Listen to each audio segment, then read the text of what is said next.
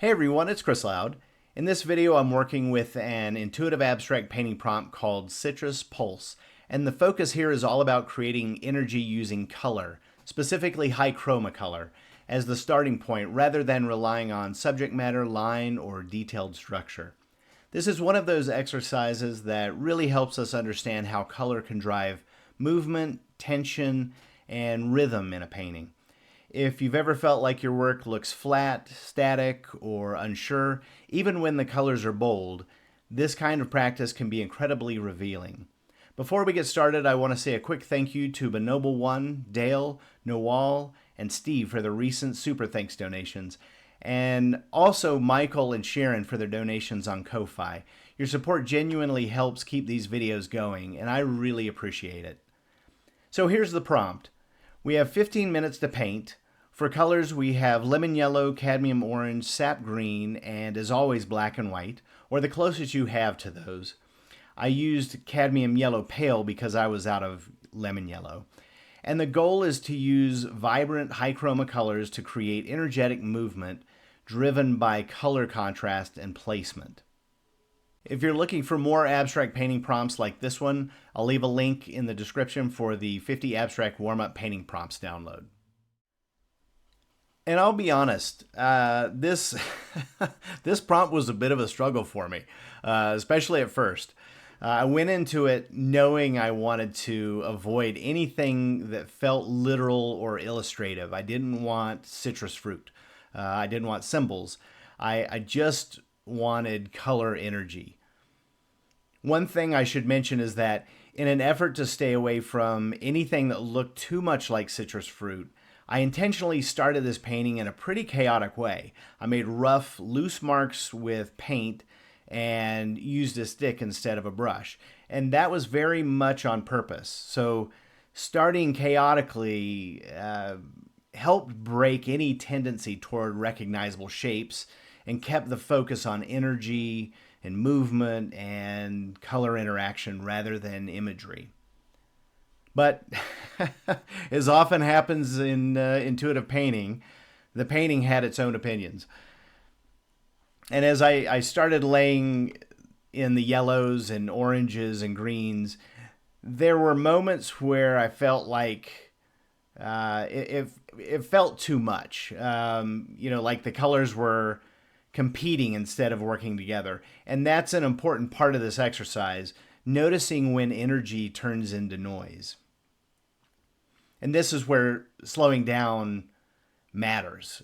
Energy doesn't come from adding more. It often comes from editing or pausing or letting one color dominate while another supports. After the 15 minutes were up, which is coming up pretty quick as I've sped this up, I wasn't happy with this painting, so I set it aside. And that pause was crucial. So you can see right now, I feel a little lost at this point. So when the 15 minutes were up, I kind of just let it alone and I came back to it a little later. And that's when things started to happen a little bit. So I start off by using a quick pattern technique that I've been playing with a lot lately. I take some non-hardening clay and press it into dried acrylic paint that's left on my palette to pick up a mold of the texture. And then I press that clay into a black ink pad and stamp it directly on the page. It creates these really unique, unexpected patterns that feel very organic. And I've been doing one small print like this every day in a sketchbook, just to see what kind of stamps I can discover. And it's become a really nice creative warm-up for me in the mornings. So I'm just continuing to put that down and get some of the rest of that ink off and leave kind of these ghost patterns.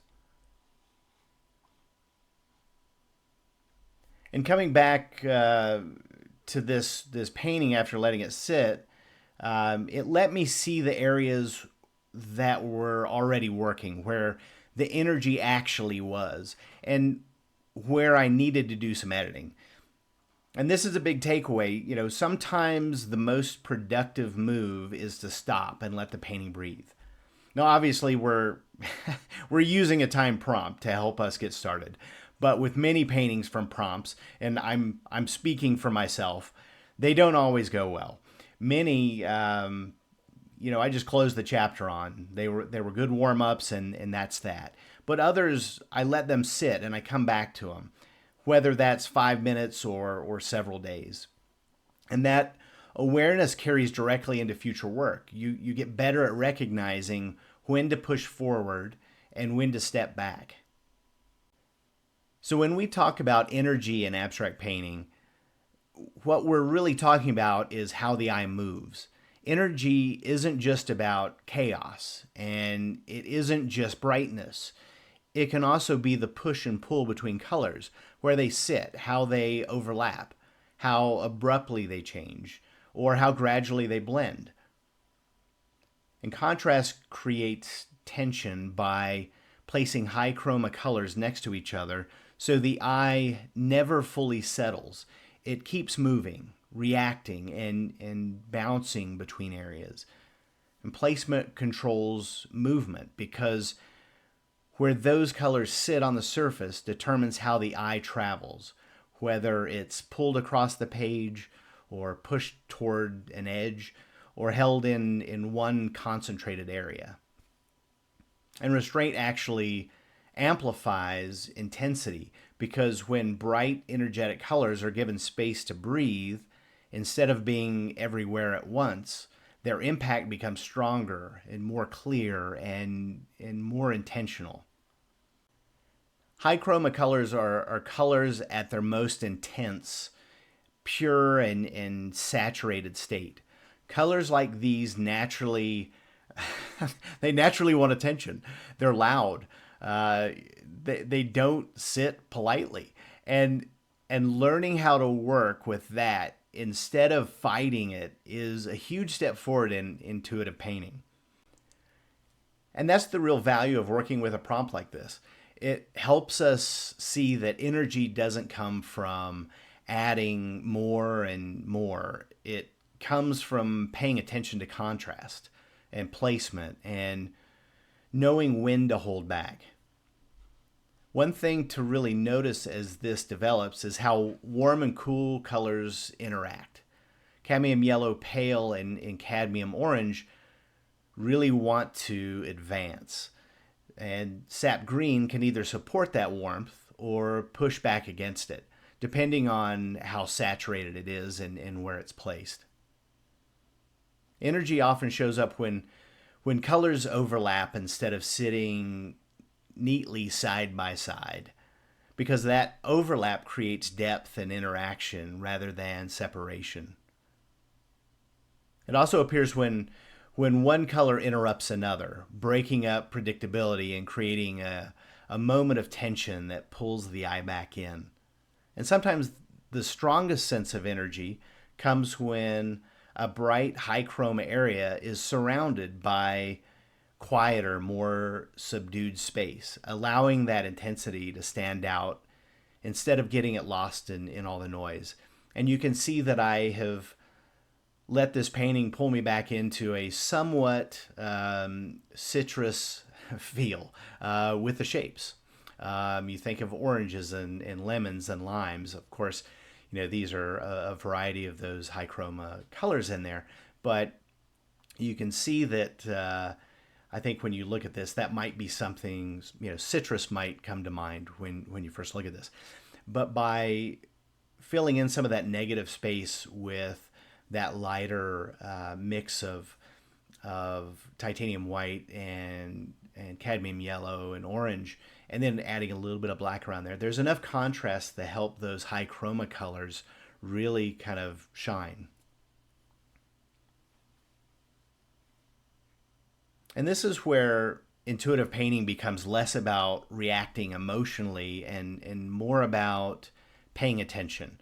You're still working intuitively, but you're listening to what the painting needs instead of forcing excitement. And that was something that I finally came around to with this painting. I definitely started out trying to force the energy.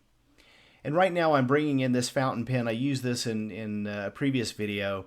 And I refilled this with a more waterproof ink so it doesn't bleed and doesn't smudge when I put paint over top of it. It's a carbon ink.